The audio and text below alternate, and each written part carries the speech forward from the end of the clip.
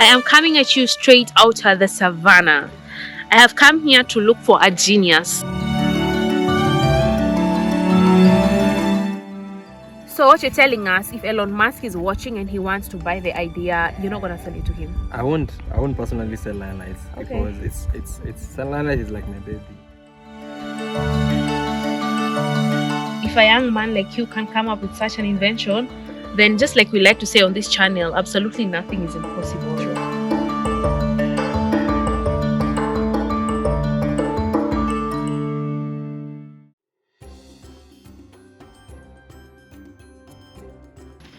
Good morning, good afternoon, or good evening. Welcome back to my channel. Thank you so much for clicking.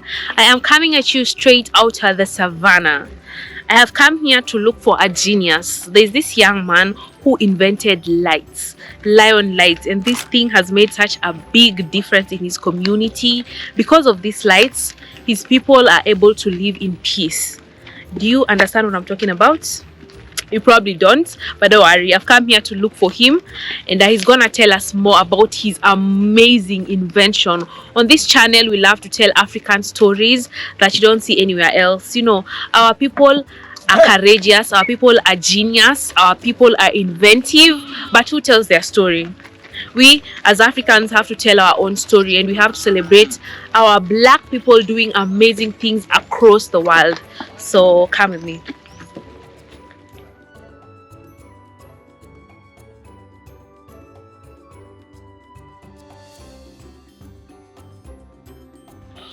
Hi. Finally, I'm so humbled to meet you. Such a pleasure. For those who do not know you, who are you? My name is Trudy. I am just an ordinary Maasai boy. I am a conservationist. I am an inventor. Yes, I do a lot of things. A Maasai boy who's an inventor? Yes. That's amazing. Thank you. How is it being a Maasai boy? What is life like? It's such a pleasure to be a Maasai. Oh, really? And it's a privilege. Okay. It's something that I really hold to my heart because I think there's a lot of things that are known about the Maasai people, and the good thing is it's positive stories that come out of the Maasai. If you go, for example, abroad, you'd be like, I am from Kenya, and they'll be like, oh, you know the Maasai people? Yeah. Are you Maasai? So I think you're the most popular tribe from Kenya. Yes, we are very much known, and for good part of because of our culture, and we are one of the remaining indigenous communities in East Africa, who are still holding on to their culture, and probably even the whole of Africa at large. For sure. So growing up as a Maasai boy, where were you located? Where did you grow up? I grew up within this community, and Kitengela. Yes, around Kitengela. Okay. But you know, for us as Maasai, we are pastoralist people, so we moved into this area. It's still within the Kitengela ecosystem, but we moved in here. Now we are still here. How comes you have Maasais in Kitengela? I thought Maasais are those sides of Maasai Mara, like Narok, you know. Yes. How comes? Okay, so the Maasais are found mostly in Kenya. You find them in Kajiado County and in Narok. Okay. And Kitengela just falls under Kajiado. Okay. But if you tell people that I'm from Kitengela, people really imagine the urban areas of Kitengela. Okay. But just like 5 kilometers. Yeah, we are deep inside the savannah. Deep into not so far from Kitengela town. For sure. So as a young boy, how was life like? Were you going to school? How far was your school? Did you have to take care of cattle? Okay, so growing up as a Maasai boy, there's a lot of responsibilities. When you're just 9 years old, you are supposed to be a man, and you're supposed to take care of your father's livestock. So growing up like that, it taught us responsibilities. We started taking up some of these jobs, like looking after the cows. I went to school sometimes. When I tell you sometimes, it's because during the dry season, like now, most of the Maasai boys, they drop out. Oh, really? Yeah, because your parents would rather have you go look after the animals than going to school. Oh, wow. Yeah. So how was it for you? Was it hard for you to drop out, then having to go back to school to catch up with what's happening, as in? It's tough. And most Maasai people have really dropped along the way. And for me, I would have also dropped out. So what kept you going? It's just the determination that I've had personally growing up. I have always been different, and I want to tell you different when I tell you the story about lion lights, which we're going to tell about it today in this channel. You would really see that I have always been a person who looks at things in a different perspective than other people here in the community. Yes. Oh, wow. Yeah. So why is it that the young Maasai boys are tasked with the job of taking care of cows, and we have older, young men? Why is it that a 9-year-old will go out to look after even 100 or 200 cows, and then someone who's 20 years old, as in, where is he? That's a good question. It's because the Maasai culture is it's been structured in a way where the young boys are tasked with the work of like doing the basic job. For us, looking after the cows is like the most basic job you could do. Really? Yes. Oh my gosh. And then now after that, there's that initiation period where the boys now, from just becoming a Maasai boy who looks after the cows, you are tasked with the work of looking after the community. You become a Maasai Moran, who I am right now. The reason I'm here, the reason I came to look for this young man is because he is genius. I heard your story and I was so inspired. Thank you. You invented what we call the lion lights. Yes. How did it start? How did you come up with the idea? And rumor has it that you invented them when you're how old? I was 12 years old. What? At 12? Where do you get the mind to invent lights at 12? Like, what was the trigger? So they say necessity is the mother of innovation. And I would say for us, personally for me, the necessity was getting a solution that would keep my father's livestock safe. Oh, that means you care for your father. It's not really that I care about my father, it's because I care about the cattle more. More than your father. Okay. We've had a lot of lions coming in this community. That problem has been there ever since. And personally growing up, I was like, something has to be done. Something has to be done. We were losing a lot of animals. Oh, really? Personally, even my own family. And as I told you, like, cows for us are very valuable. So I was like, what can we do? What can I do? Because every Maasai person was thinking, oh, let's kill the lion in retaliation. I had the idea where I was like, something has to be done that can serve both ways, because I knew inside me that the lions only come here because they're hungry also. Then they're animals. They're just wild. They also don't know that these are Maasai cows and everything. Yeah. So now the lions keep attacking. The Maasais are angry. You want to do something. The lions They've been killing the lions, yeah? So then... Then I just started doing my own experiments. Mind you, that time I was like 12. So part of the things that I was doing was like I used to light up fires around the cow shed. I was 12 years old. I was like, I had this idea that lions would be scared of fire. I used to light up fires. It didn't work. Okay. So, and then I started putting up scarecrows. Oh, really? Yeah, I put up scarecrows near the cow shed. So in spite of putting fire, the lions would still come and attack? Yeah, they would do. The lions are not scared of fire. Okay. So I put up scarecrows. It worked for some time. I guess the lions also kind of realized that, oh, these are not humans. They don't move. Yeah. So I just kept getting bad results. Like nothing was working out. And then one night I was just like patrolling around at night, because now the lions are coming every day. So what we used to do was we used to take one person would come and look after the cows, and then I would go sleep. You take chances at night? Yeah, we take chances. And oh, wow. So one of the things that I realized was if I walk around here at night with a flashlight, just a normal torch, that the lions don't come. Yeah, so I was like, why don't these lions come? And I realized that they don't come because they know that I'm there. Okay. Yeah. Because they see the floodlights. Yeah, it's just a normal flashlight, the torch. Okay. So the lions also know that if a human is there, they're going to hunt me. So they're scared. They're scared.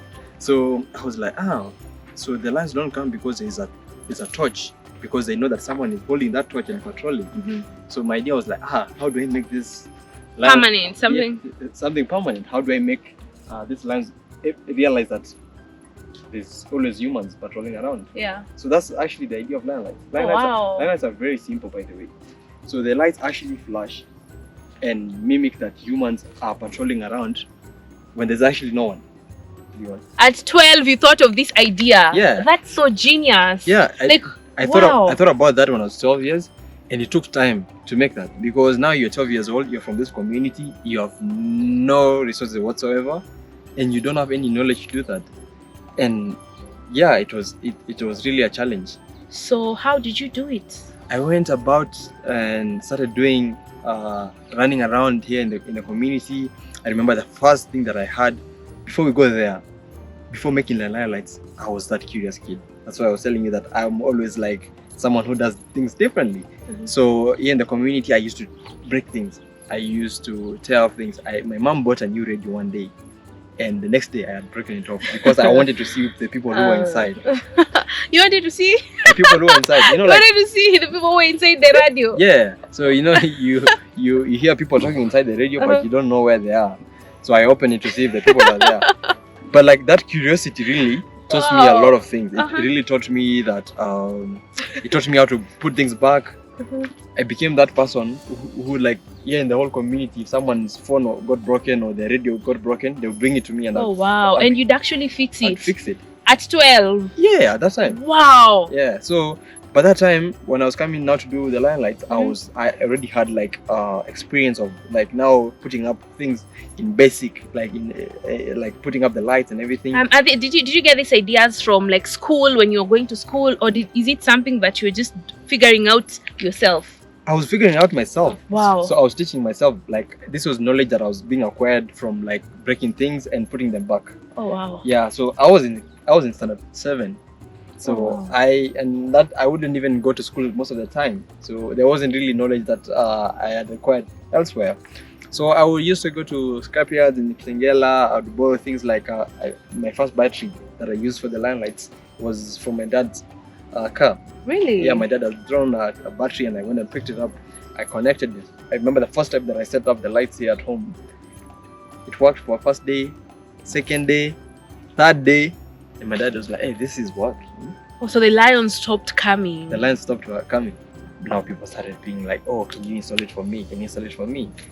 And at that time I was like now 13 years old. I went for my TED talk when I was just 13 years old. What? Yeah. So guys, you have to check him out. He actually did a talk on TED Talk. Yes. How was that? How was the experience? It was amazing. I really had so much fun. You know, this is my story, and I've always had a dream of like inspiring people. So how did it come from, you know, you now are inventing lights for people in your community to the point where now it's global, it's worldwide? How did you get to Amazon?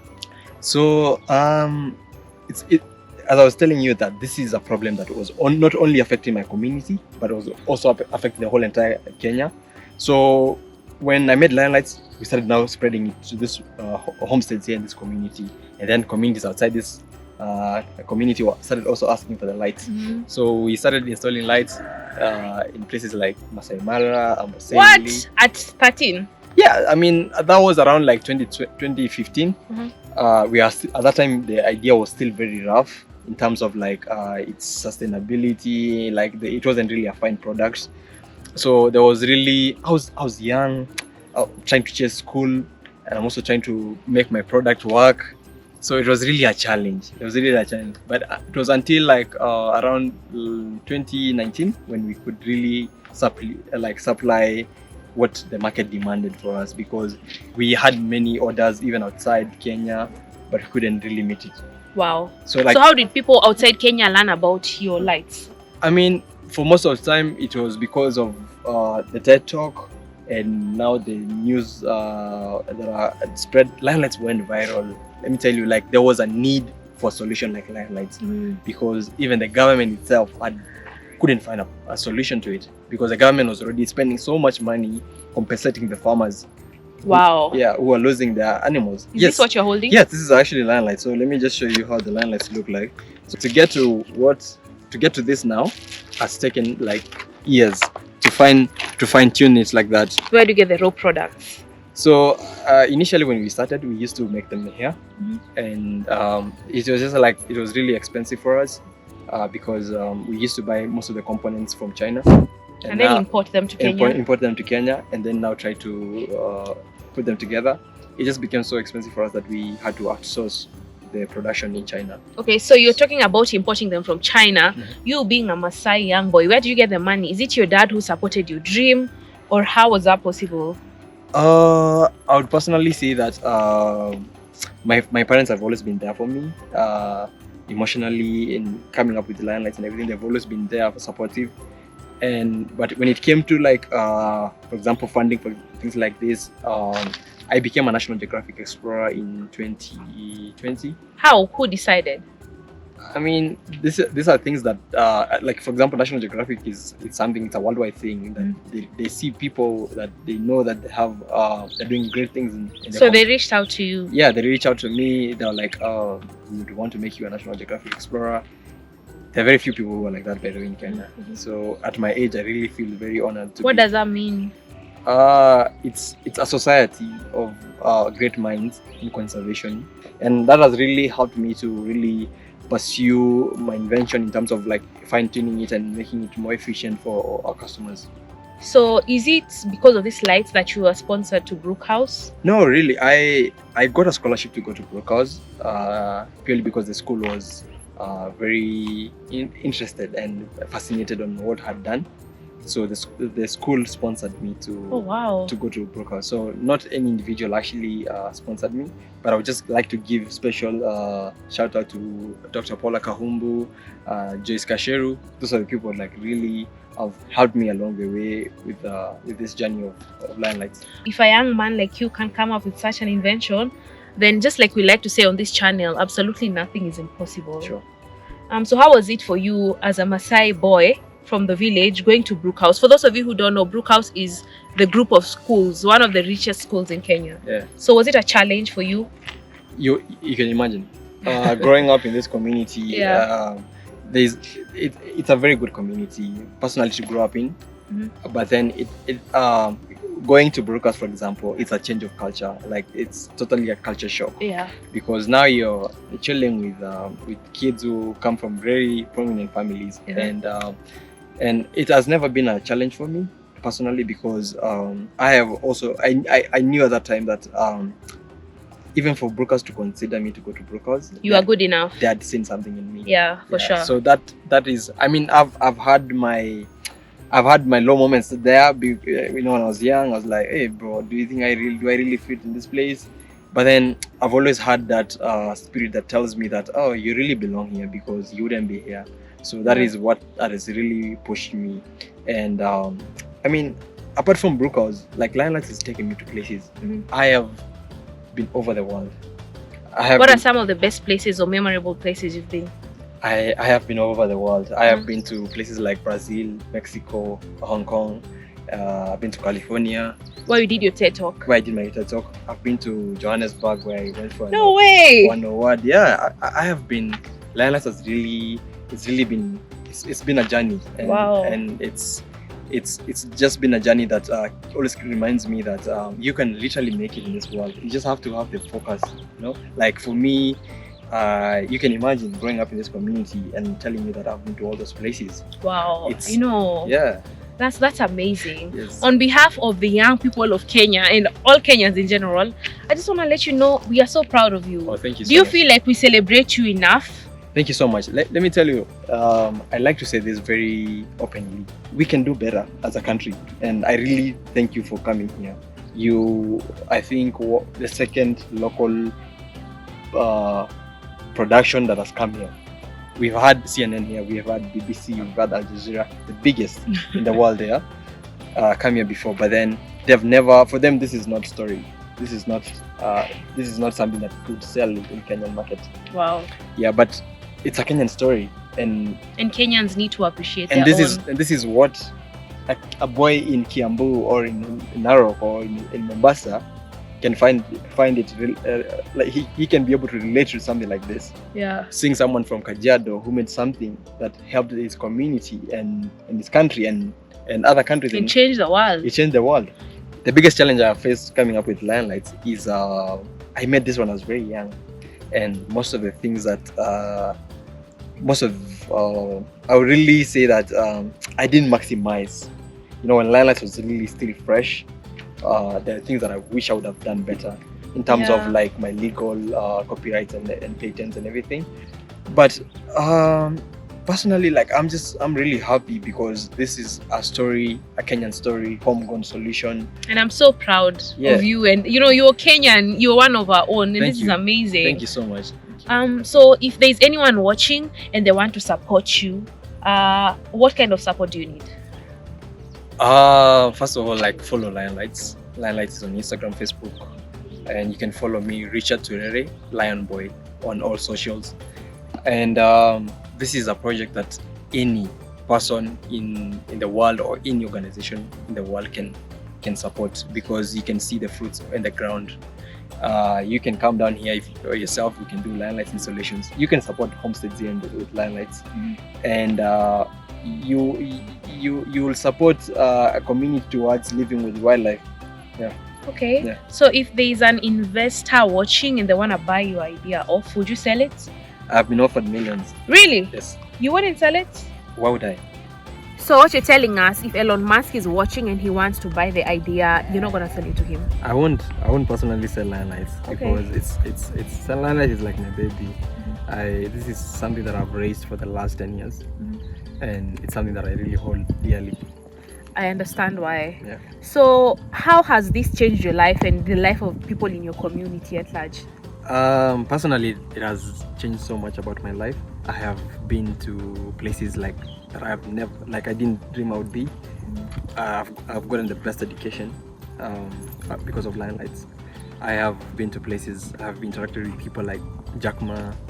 What? Yeah. The one and only Jack Ma? Yeah, I mean, Lion Lights has really gotten for me the network to really meet up with people that I look up to. And I've also been to places. That's amazing. So Lion Lights are purely made out of solar. Oh really? Yeah, because this community, I think 3 out of 10 people have electricity. Okay. So this is a solar cell. So you're catering to the 7 out of 10? Yes, and I mean, an invention is more more sustainable if it's using green energy. Okay. So I like to be really organic and everything. So this is a solar cell that charges everything that is inside here. So these lights are purely solar powered. You can just easily install it at the homestead like this, and then when you decide to move your cows, you take it with you and you install it there. Nice. This is so cool. I love the fact that it's green energy. It's just portable. And then, how much does it go for? Is it something Kenyans can buy? Is it affordable? To be honest, the first Lion Lights were not really cheap, because we were making these lights here, and the whole cost of it was just too much. But now, because we're making these lights outside and we're outsourcing it from China, it's become so easy. It's become so cheaper for us. Right now, a homestead with just 10,000, you can cater for your Lion Lights for 3 years. Yes. Oh wow. Yeah. Oh, so we are talking about how many Lion Lights? 5 to 10 lights. Oh, okay. Yeah. Oh, nice. This is amazing. Yeah. And why the name Lion Lights? It's because of the story behind it. So yeah, it started with lions. And oh wow. These were just lights for lions. This is incredible. So if you have people watching and they want to buy, where can they find the lights? You would find Lion Lights. You would on our socials, Facebook most of the time. That's where we sell most of the lights. We deliver them countrywide, and yeah, you can just call us and we get the lights to you. These lights work for predators like lions, hyenas. We've tested Lion Lights on elephants. It also works for them. So if you have a shamba somewhere there in the bundus and you want to install it, please call us and we will deliver it. Okay, you've talked about delivering countrywide. What about if you have someone international watching from the US, Ghana, Zimbabwe? Yeah. Can they order this as well? Yeah, you can just you hit us up on our social. We ship it. We've done so many shipments. We've done Argentina, Namibia, Botswana. Really? Yeah. Wow. Yeah, we have Lion Lights all over Botswana, Argentina, Tanzania. Oh wow. Yeah, as far as India. So They're being used in India for tigers and in Argentina for pumas. really? Yes. Are you a billionaire? I'm not so rich. You wish. I will get there. But guys, you can make him a billionaire. You guys order. Like, we have such great minds in Africa, in Kenya. If you're sitting at home, drop some positive comments. Go over to his socials. You're on Amazon as well, right? Yeah. So I have something that I want to tell you guys. So I wrote a book about lion lights, and the book launches this August 2nd. Oh, wow. Okay. Yes. Yeah. So I mean, people really know that Richard Turere made lion lights. They know about the story about lion lights, how it came about, but people don't really know the stories like how did Richard, how was his experience going to these countries like California to give a TED talk. So all that is in that book. So you can pre-order your book now on Amazon. Just write Lion Lights by Richard Turere, and the book launches this August 2nd. But you can start pre-ordering because they're gonna get sold. Okay, guys, I hope you're looking forward to that. This is a mind-blowing invention. I'm wondering what has been the effect of lion light when it comes to conservation. Okay, so let me tell you, like before we had lion lights, we had many cases of lion predation in this community and the whole of Kenya. I'm sure you've heard of cases where Maasai people have killed lions in Kitengela. So many cases, yeah. Yeah. So before lion lights, there was a very big problem. But now I can tell you for sure that every homestead we've installed with lion lights has never had any problem with lions. So the success of lion lights has been huge. And you've told me about what is the impact of lion lights. It has not even reduced the human wildlife conflict, it has stopped. And people always ask me then, what has people done about that? Like, we have so many organizations in Kenya and in the world who are in conservation. What have they done to support lion lights? And I can tell you for free that they have not done anything. Oh wow. Yes. So see, you're going to New York. You said later this month. Later this month, I'm going for the book launch. You're the kind of people who should be teaching our young people, even adults. Let me tell you something, yeah. Like, as I was telling you about how lion light is more celebrated outside the world than in this whole country, I worked to so many book publishers in Kenya to try and get my story published. They all denied. Are you serious? I pitched this story to one publishing house. They picked it up. Oh my goodness. That is why I'm going to America to do a book launch about a lion light story that is Kenyan. Oh my god, you guys. Understand? But then I've always been like, it will change. And what I've done is that I am working out a deal with the publishing house to at least have the story written in Swahili for our people here. Wow. So inspire someone, a boy like you from the village who things might be difficult for them. What do you want to tell them? Man, I always tell people to follow their passion, man. Like, for me, I'm here because of my passion. I am here because of becoming dedicated and choosing to do what I love.